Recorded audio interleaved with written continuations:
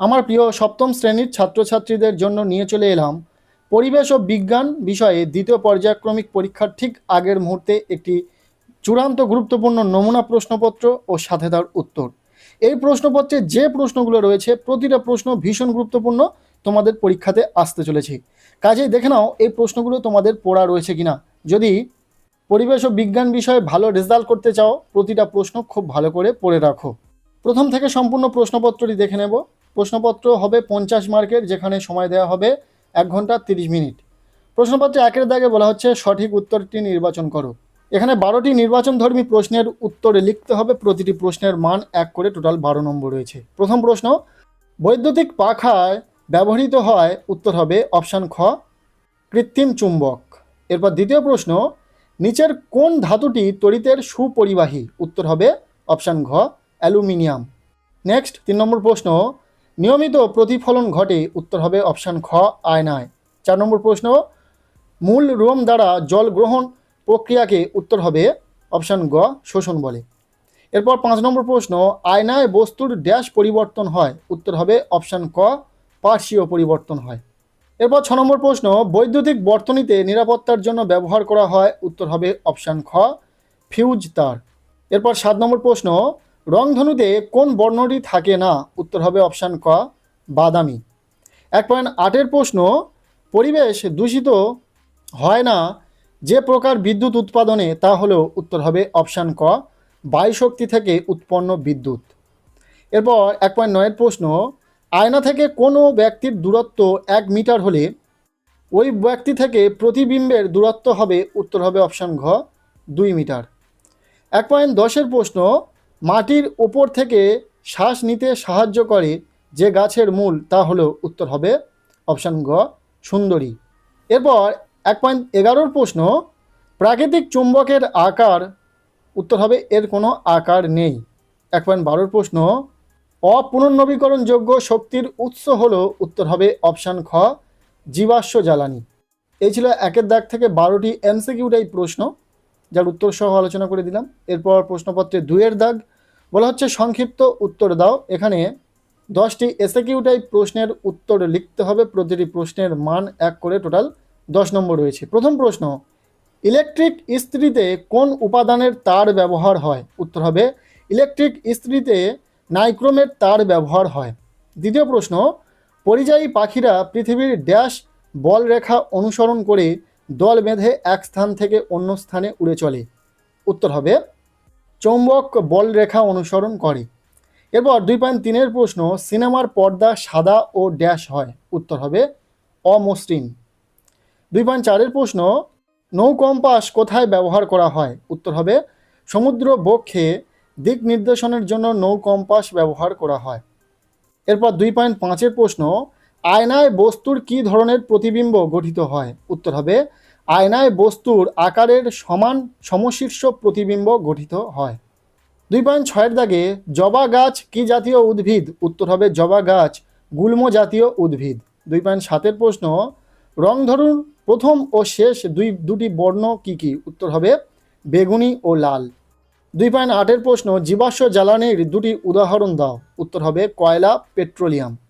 Next 2.9-এর প্রশ্ন, বায়ুমণ্ডলের কোন স্তর সূর্য রশ্মির অতিবেগুনি রশ্মিকে আসতে বাধা দেয়, উত্তর হবে ওজোন স্তর। 2.10-এর প্রশ্ন, নির্জল কোষ কোথায় কোথায় ব্যবহার করা হয়, উত্তর হবে টর্চের ব্যাটারি, দেয়াল ঘড়ি, টিভির রিমোট ইত্যাদিতে। এছাড়াও তোমরা অনেক উদাহরণ দিতে পারবে। নেক্সট প্রশ্নপত্রের 3-এর দাগ বলা হচ্ছে একটি বা দুটি বাক্যে নিচের দুটি প্রশ্নের উত্তর দাও। এখানে রয়েছে 2 মার্কের প্রশ্ন, দুটি প্রশ্নের উত্তর লিখতে হবে, টোটাল 4 নম্বর। দেখে নাও প্রশ্নগুলো। প্রথম প্রশ্ন, অপসারী আলোক রশ্মিগুচ্ছ বলতে কি বোঝো, উত্তর হবে কোনো বিন্দু উৎস থেকে নির্গত আলোক রশ্মিগুচ্ছ পরস্পর থেকে দূরে সরে গিয়ে চারিদিকে ছড়িয়ে পড়লে সেই রশ্মিগুচ্ছকে অপসারী আলোক রশ্মিগুচ্ছ বলে। যেমন টর্চ বা গাড়ির হেডলাইট থেকে নির্গত আলোক রশ্মিগুচ্ছ প্রকৃতিতে অপসারী হয়। নেক্সট 3.2-এর প্রশ্ন, বিভেদ তল বলতে কি বোঝো, এর উত্তর হবে দুটি অথবা আলাদা ঘনত্বের মাধ্যমের সংযোগস্থলে যে তল তাকেই ওই মাধ্যমে দুটির বিভেদ তল বলে। এরপর প্রশ্নপত্রে 3.3 প্রশ্ন, বৃষ্টির পর বিকেলে আকাশে রংধনু দেখা যায় কেন? উত্তর হবে, আকাশের রংধনু আসলে সূর্যের সাদা আলোর বিচ্ছুরণের প্রাকৃতিক ঘটনা মাত্র। রংধনু সাধারণত বৃষ্টির পর বিকেলের আকাশে দেখতে পাওয়া যায়। আকাশে ভাসমান জলকণা থাকে, ওই জলকণার মধ্যে দিয়ে সূর্যের আলো যাওয়ার সময় বিচ্ছুরণের ফলে আকাশের যে 7টি আলোর পার্টি গঠিত হয় সেটাই রংধনু। পরের প্রশ্ন 3.4 দাগে, আফ্রিকার মানুষের গায়ের রং খুব কালো হয় কেন?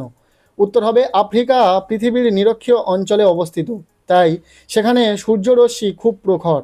সেখানকার মানুষদের চামড়ার মেলানিনের পরিমাণও খুব বেশি, তাই আফ্রিকার লোকেদের গায়ের রং খুব কালো হয়। এরপর 4 দাগ, নিচের প্রশ্নগুলির উত্তর দাও। এখানে 3 মার্কের 8টি প্রশ্নের উত্তর লিখতে হবে, টোটাল 24 নম্বর রয়েছে। প্রশ্নগুলো দেখে নাও উত্তর সহ। শুধুমাত্র তোমাদের সুবিধার জন্য প্রতিটা প্রশ্ন আমরা উত্তর সহ আলোচনা করেছি, দেখে নাও। 4.1 প্রশ্ন, মেরুজ্যোতি কিভাবে গঠিত হয় এবং কোথায় দেখা যায়? উত্তর হবে, মেরু প্রদেশে বছরের প্রায় 6 মাস জুড়ে রাত্রি থাকে, ওই সময় মাঝে মধ্যেই আকাশে নানা রঙের আলোর খেলা দেখা যায়, এটি হলো মেরুজ্যোতি। ভ্যান আলেম বিকিরণ বলয় হলো এর কারণ। এরপর 4.2 প্রশ্ন, ইলেকট্রিক সরঞ্জামে চীনামাটি বা প্লাস্টিক ব্যবহার করা হয় কেন? উত্তর হবে, ইলেকট্রিক সরঞ্জাম সরাসরি তড়িৎ পরিবহনকারী বর্তনীর সাথে যুক্ত থাকে, তাই সরঞ্জামগুলি যদি কোনো তড়িতের সুপরিবাহী পদার্থ দ্বারা নির্মিত হয় তবে ওই সরঞ্জামের সঙ্গে দেহের কোনো অংশের সংযোগ ঘটলে শক খাওয়ার সম্ভাবনা থাকে। কিন্তু চীনামাটি, প্লাস্টিক এগুলি হলো তড়িতের কুপরিবাহীর মধ্যে দিয়ে তড়িৎ প্রবাহিত হতে পারে না, ফলে এগুলিকে স্পর্শ করলেও শক খাওয়ার কোনো ভয় থাকে না। নেক্সট প্রশ্নপত্র 4.3 প্রশ্ন, প্রাকৃতিক চুম্বককে লোডস্টোন বলা হয় কেন? উত্তর হবে, ইংরাজি শব্দ লোডিং স্টোন থেকে লোডস্টোন শব্দটি এসেছে, যার অর্থ হলো দিক নির্দেশক পাথর। প্রাচীনকালে নাবিকরা প্রাকৃতিক চুম্বককে কম্পাস হিসাবে ব্যবহার করতেন, এই কারণেই প্রাকৃতিক চুম্বকের অপর নাম লোডস্টোন। এরপর 4.4 প্রশ্ন, পরিবেশ বান্ধব শক্তির বৈশিষ্ট্যগুলি লেখো। উত্তর হবে, পরিবেশ বান্ধব শক্তির বৈশিষ্ট্যগুলি হলো, প্রথম, এই শক্তির উৎসের প্রায় সবগুলি পুনর্নবীকরণযোগ্য, তাই এই শক্তির ভাণ্ডার অফুরান। দ্বিতীয়, এই শক্তির ব্যবহারে জীবাশ্ম জ্বালানি ব্যবহারের মতো পরিবেশ দূষণ ঘটে না, অর্থাৎ পরিবেশের ভারসাম্য বিঘ্নিত হয় না। এর সাথে এই শক্তি উৎপাদনে প্রয়োজনীয় কাঁচামাল বা উপাদানগুলি প্রকৃতিতেই পাওয়া যায়। পরের প্রশ্ন 4.5, পাতার বংশবিস্তার বা খাদ্য সংগ্রহের কাজ উদাহরণসহ ব্যাখ্যা করো। উত্তর হবে, কতকগুলি উদ্ভিদের পাতা পত্রশ্রয়ী মূলের মাধ্যমে নতুন চারাগাছের জন্ম দিয়ে বংশবিস্তারের সহায়তা করে, যেমন পাথরকুচি উদ্ভিদের পাতা। কতকগুলি উদ্ভিদের পাতা বিশেষভাবে পরিবর্তিত হয়ে কীটপতঙ্গকে নিজেদের দেহে আবদ্ধ করে প্রোটিনের চাহিদা মেটায়, যেমন কলসপত্রী উদ্ভিদের পাতা। এরপর প্রশ্নপত্রে 4.6 প্রশ্ন, তাপশক্তি কী কী কাজে ব্যবহৃত হয়? উত্তর হবে, মোমের মূর্তি তৈরি করতে, ঝালাইয়ের কাজে, বিভিন্ন ধাতু গোলাতে, চুল্লিতে, পিচ গোলাতে, সোনার গয়না প্রস্তুত করতে, বিভিন্ন ধরনের খাদ্য প্রক্রিয়াকরণে, তথ্য খাদ্য ও বিভিন্ন বস্তুকে নির্বীজকরণে তাপশক্তি ব্যবহৃত হয়। এরপর 4.7 প্রশ্ন, ফিউজ তার কেন ব্যবহার করা হয়? ফিউজ তার কিভাবে কাজ করে? উত্তর হবে, বৈদ্যুতিক সার্কিটের নিরাপত্তার জন্য ফিউজ তার ব্যবহার করা হয়। বৈদ্যুতিক সার্কিটে ফিউজ তারের মধ্য দিয়ে তড়িৎ সার্কিটে প্রবেশ করে। ফিউজ তার খুব কম উষ্ণতাতেই গলে যায়, ফলে কোনো কারণে খুব বেশি তড়িৎ এসে পড়লে ফিউজ তারটি উত্তপ্ত হয়ে গলে যায় এবং বর্তনীতে তড়িৎ প্রবাহ বন্ধ হয়। এতে বৈদ্যুতিক সার্কিট ও বিভিন্ন দামি বৈদ্যুতিক সরঞ্জামগুলি ক্ষতিগ্রস্ত হওয়ার থেকে রক্ষা পায়।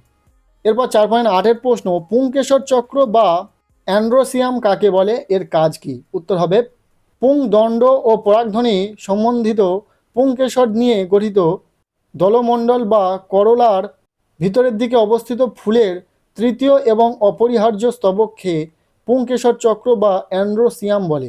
কাজ, পরাগরেণু উৎপন্ন করে বংশবিস্তারে সহায়তা করে।